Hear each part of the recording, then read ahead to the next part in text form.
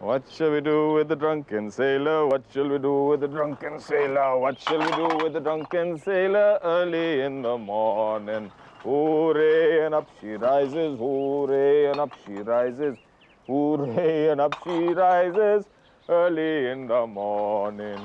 What shall we do with the drunken sailor? What shall we do with the drunken sailor? Early in the morning, hooray, and up she rises, early in the morning. What shall we do with the drunken sailor? Excuse me? Yes, yes. Come, please.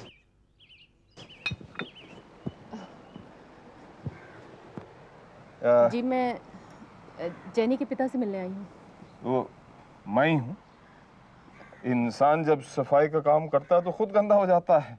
मेरे भी वही हाल है। आप कौन हैं? आप अजय और अशोक को तो जानते होंगे। मैं उनकी माँ हूँ। कहिए। मैं आपसे सिर्फ इतना कहने आई हूँ कि अगर आपका अपनी बेटी पे जरा सा भी कंट्रोल है तो उसे प्लीज समझाइए कि मेरे बेटों से दूर रहे। और आपको अपने बेटों पर कोई कंट्रोल नहीं है क्या? हाँ? क्या आप उनको नहीं समझा सकती हैं कि मेरी बेटी का पीछा छोड़ दे? हाँ? अफसोस तो इसी बात का है कि जब से वो जेनी से मिले हैं मेरा उन पे कोई कंट्रोल नहीं है। आप मेरी बेटी पर गलत इल्जाम लगा रही हैं। हाँ, गलत इल्जाम लगा रही हैं आप। हाँ, उसने अजय से दोस्ती की, लेकिन अजय ने उस दोस्ती का गलत मतलब निकालने की कोशिश की। हाँ। लड़के और लड़की की दोस्ती के दो मतलब नहीं, सिर्फ एक मतलब होता है। ये सिर्फ कम दिमाग और तंग दिल वाले ही समझते हैं। एक ही घर के दोनों बेटों को अपने पीछे लगा लेना, उन दोनों से प्यार का ढोंग करना और उन दोनों को आपस में लड़वा देना। क्या आप अपनी बेटी की इन खूबियों से वाकिफ हैं? क्या आप जानते हैं कि आपकी बेटी की वजह से मेरे बेटे ने घर छोड़ दिया? मेरी बेटी की वजह से नहीं, आपकी तंगदिली की वजह से। हाँ, ऐसी कौन सी खराबी थी गिटार बजाकर पैसा कमाने में कि आपने उसे घर छोड़ने के लिए कहा? हाँ? आपने ये भी नहीं सोचा कि अब वो बड़ा हो गया है, वो खुद अपने फैसले करना चाहता है। वाह, आपकी तानाशाही नहीं चली तो आप अपनी नासमझी का इल्जाम मेरी बेटी पर लादना चाहती हैं? हाँ? मैं ये बात हरगिज मानने के लिए तैयार नहीं हूँ, समझी? तो इसका मतलब ये हुआ कि आप मेरे कहने पे अपनी बेटी को समझाने के लिए भी राजी नहीं होंगे? आप अपने बेटों को क्यों नहीं समझाती कि वो मेरी बेटी का पीछा छोड़ दें? आज तक मैंने बहुत सब्र से काम लिया है, लेकिन मेरी बेटी के खिलाफ ये झूठा इल्जाम सुनने के बाद अब मैं आपके बेटों का लिहाज बिल्कुल नहीं करूंगा। दोबारा ये आने की कोशिश की ना तो मैं उनकी टांगे तोड़ दूंगा, समझे? और अगर आपकी बेटी दोबारा मेरे घर आई या मेरे बेटों से मिलने की कोशिश की तो आप ही बताइए मैं उसका क्या करूं? मैडम, आपको कुछ करने की जरूरत नहीं पड़ेगी, क्योंकि अब भूल से भी मेरी बेटी आपके बेटों की तरफ नहीं देखेगी। अब वो उनसे नफरत करती है, समझे? आप यहाँ से जा सकती हैं, प्लीज, आप यहाँ से जा सकती हैं। मैं ही बेवकूफ थी जो यहाँ चली आई। एक निकम्मे और शराबी आदमी से मैंने उम्मीद ही कैसे कर ली कि वो मेरे कहने पे अपनी बेटी को समझाएगा। You are getting on my nerves. Please यहाँ से जाइएगा, right now.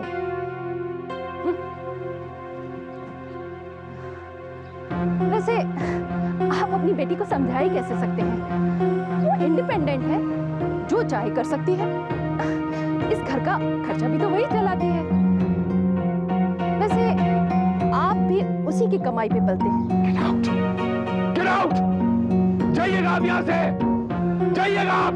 Before I hit you, madam, get out! और दोबारा यहाँ आने की मेहरबानी मत कीजिए। Get out! Get out!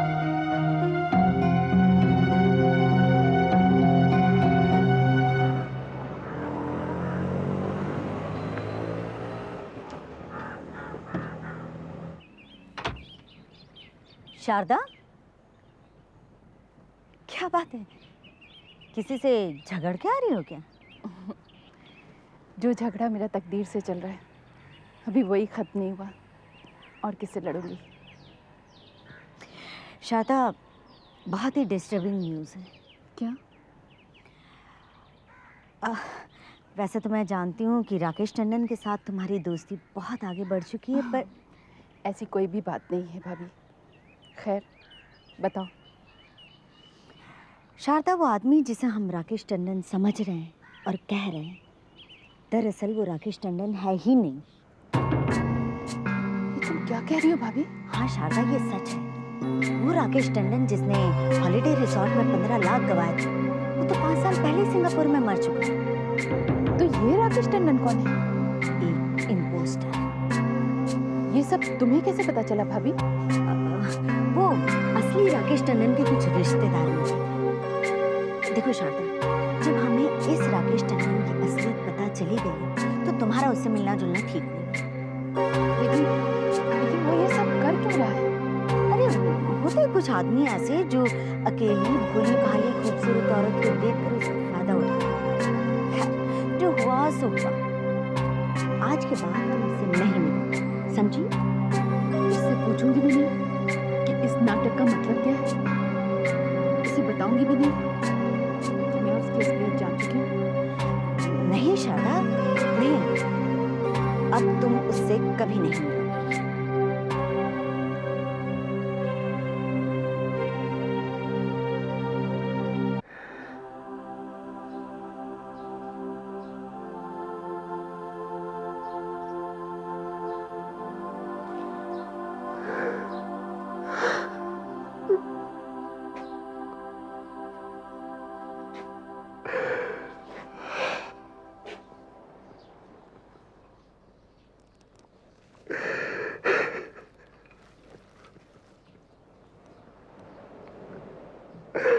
पापा, क्या क्या क्या है जेनी? पापा आप रो रहे हैं? मैं? जिस बाप की तुम्हारी जैसी बेटी हो वो रोएगा क्यों? हाँ, क्यों रोएगा वो? अजय की माँ ने आपसे बहुत उल्टा सीधा कहा ना? नहीं तो ऐसा कुछ नहीं था। उसको लगता है कि उसके बेटे बहुत अच्छे हैं और तुम उनको बिगाड़ रही हो, और मुझको लगता है कि मेरी बेटी लाखों में एक है और कुछ गलत कर ही नहीं सकती, बस। हाँ, अब हर माँ बाप को अपने बच्चे बहुत अच्छे लगते हैं ना? हाँ, जनी, I was very very rude to her. फिर कभी मिली तो मैं सॉरी जरूर कहूंगा। पापा आपको उससे सॉरी कहने की कोई जरूरत नहीं है। उसने गलत तो कुछ नहीं कहा। इस घर का खर्चा तुम ही चलाती हो। हाँ, मैं तुम्हारी ही कमाई पे तो पल रहा हूँ। हाँ पापा, ये सही है कि इस वक्त मैं काम कर रही हूँ और आप काम नहीं कर रहे हैं, लेकिन बचपन से पाल पोस कर बड़ा तो आप ही ने मुझे किया है ना। केटरिंग कॉलेज की फीस भी आप ही ने दी है, और आज अगर मुझे कोई अच्छी नौकरी मिलती है तो ये भी आप ही की बदौलत है। फिर किसी को क्यों प्रॉब्लम होनी चाहिए कि मैं अपने पेरेंट्स की देखभाल खुद कर रही हूँ।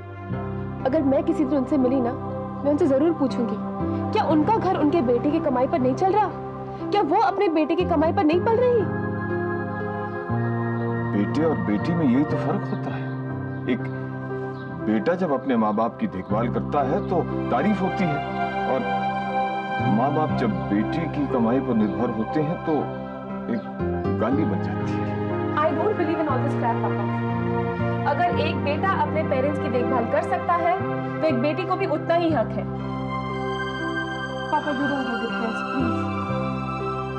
I'm not depressed, मैं बस बहुत शर्मिंदा कि मैं तुम्हारे ऊपर एक बोझ बना। अब मुझे भी काम करना चाहिए। Mr. Jenny, Mr. Walker. It's okay, पापा. I don't know, Jenny.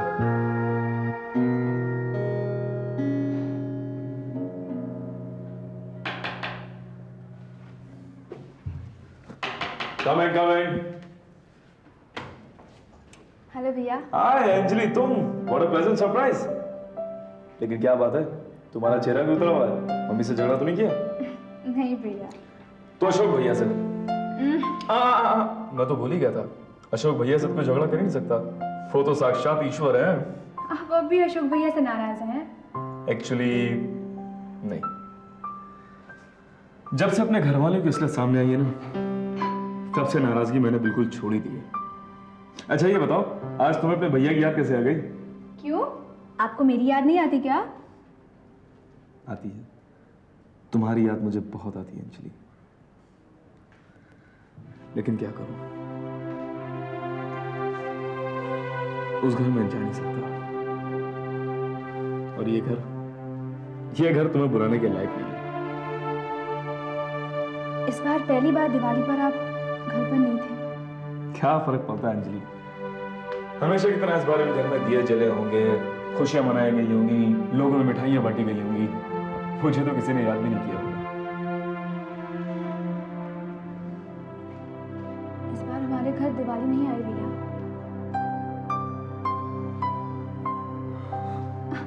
मैं तो बस ऐसे ही आ गई थी, कोई काम नहीं था तो आ गई। अच्छा, चाय पियोगी तुम?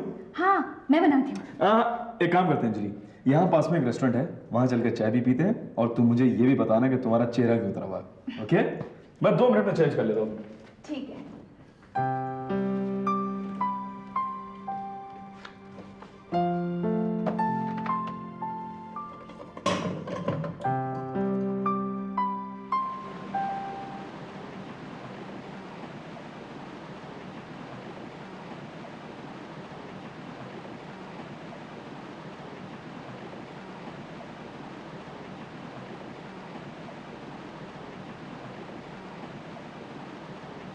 आइए आइए शारदा जी, बैठिए।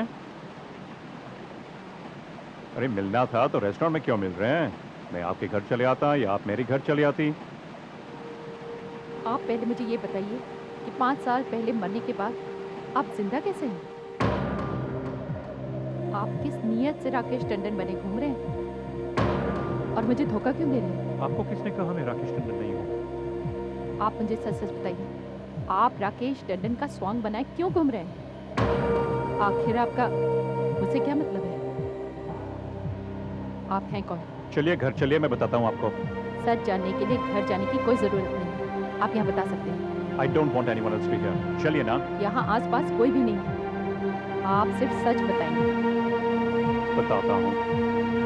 मैं एक इंटरपोल ऑफिसर हूँ। राकेश टंडन बन के मैं आपको मिला बिकॉज मुझे आपकी और शकुंतला की मदद चाहिए थी, ये विनायक और पवन गुप्ता की केस सॉल्व करने की। मदद तो मुझे मिली। तो क्या आप विनायक के बारे में कुछ जानने में कामयाब हुए? एक बात साफ है, इस फ्रॉड के बाद विनायक और पवन गुप्ता का साथ टूट गया। दूसरी बात है, पवन गुप्ता शायद हिंदुस्तान में है और कभी ना कभी वो इस औरत को कांटेक्ट करेगा जिसकी थ्रू विनायक की इन्वॉल्वमेंट हुई थी। अगर आपने विनायक को बेकसूर साबित कर दिया तो मैं आपका एहसान जिंदगी भर नहीं भूलूंगी। और मेरे उन सपनों का क्या जो मैंने आपके बारे में सोचा था? अब मैं जान गई हूँ कि वो सब आपका एक मजाक था। और आप क्यों सोच रहे ये मजाक था? वो इसलिए कि आप वैसे आदमी हैं ही नहीं। कैसा आदमी? जैसा शकुंतला ने बताया था कि आप अकेली भोली भाली औरतों का फायदा उठाते हैं। फायदा तो मैं उठा ही रहा हूँ आपकी इनोसेंस का। नहीं तो आप यहाँ मेरे साथ अकेली बैठी नहीं होती।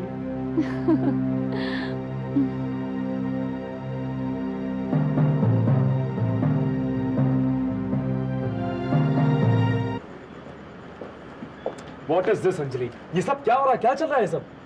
भैया मैं इसी बारे में आपसे बात करने आई थी, लेकिन माँ के खिलाफ कुछ बोलने की हिम्मत ही नहीं हुई। ऐसे लगा जैसे जो कुछ कहने जा रही हूँ वो सब कुछ झूठ है। मैंने कुछ देखा ही नहीं, कुछ सुना ही नहीं। अब सब कुछ सच मानकर तुम मुझे बताओ कि तुमने क्या सुना और क्या देखा, और किस बात को लेकर तुम इतना डिस्टर्ब हो? भैया ये आदमी राकेश टंडन है और पिताजी के हॉलिडे रिसोर्ट में उन्होंने बहुत पैसे गंवाए थे। तो उससे मुझे क्या फर्क पड़ता है? मैं सिर्फ इतना जानना चाहता हूँ कि ये आदमी माँ के साथ इतना हंस हंस के क्यों बातें कर रहा था। प्लीज अंजलि मुझे बताओ बात क्या है, प्लीज। भैया आई डोंट नो, ये आदमी बार बार घर पर भी आता है। जब पहली बार आया था तो मैं भी माँ के साथ ही बैठी हुई थी। माँ ने ये कहकर मुझे अंदर भेज दिया कि उन्हें कुछ जरूरी बातें करनी है, और फिर मैंने राकेश टंडन को ये कहते हुए सुना कि माँ को दूसरी शादी के बारे में सोचना चाहिए। और ट्रैक इज ब्लडी हेड। माँ भी आज घर पर ही आई थी और वो भी माँ को यही समझा रही थी कि ये आदमी ठीक नहीं है, भोली और अकेली औरतों का फायदा उठाने वालों में से है।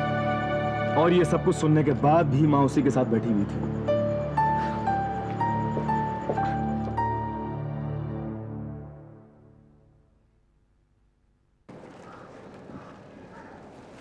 विनायक, नाराज है मुझसे? एक दिन बाद है इसलिए? मैं तुम्हें इतनी अच्छी न्यूज़ दूंगी कि तुम्हारी सारी नाराजगी दूर हो जाएगी। पता है, आनंद 2 दिन के लिए बाहर जा रहे हैं। इतनी अच्छी न्यूज़ सुनकर भी तुम खुश नहीं हुए?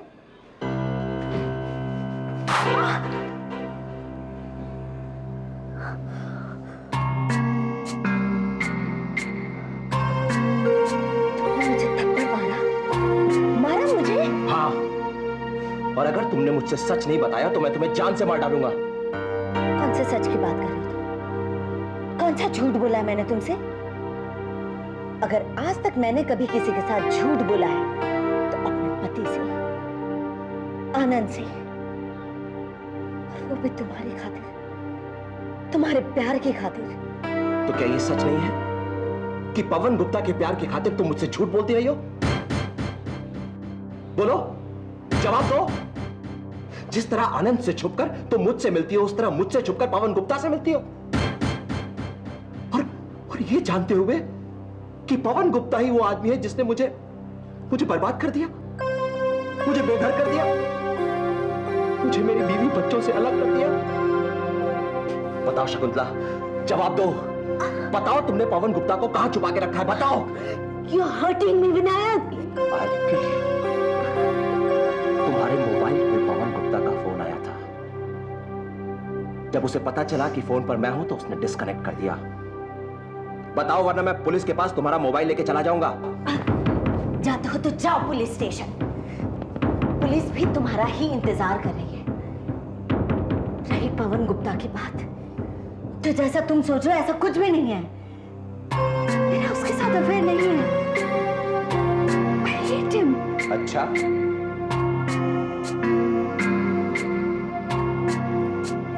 तो फिर पवन गुप्ता से तुम्हारा रिश्ता क्या? पवन गुप्ता जानता है कि मैंने तुम्हें यहां छुपा कर रखा है। जब से तुम मेरे साथ हो ना, वो मुझे ब्लैकमेल कर रहा है। आनंद को ये बात नहीं मालूम, लेकिन मेरे अकाउंट में अब एक भी पैसा नहीं है। और ये पवन गुप्ता है कि दिन पर दिन इसकी डिमांड बढ़ती जा रही है। अब तो शायद मुझे अपने जेवर भी उसे देने पड़े। शकुंतला, तुमने ये सब मुझे पहले क्यों नहीं बताया? बताने से कोई फायदा होता तब तो बता देना। तुम वैसे ही इतने परेशान, कानून से भागे हुए, और ये सब बताकर तुम्हारी परेशानी थोड़ी बढ़ाती। एक तरफ पवन गुप्ता मेरे पीछे पड़ा हुआ और दूसरी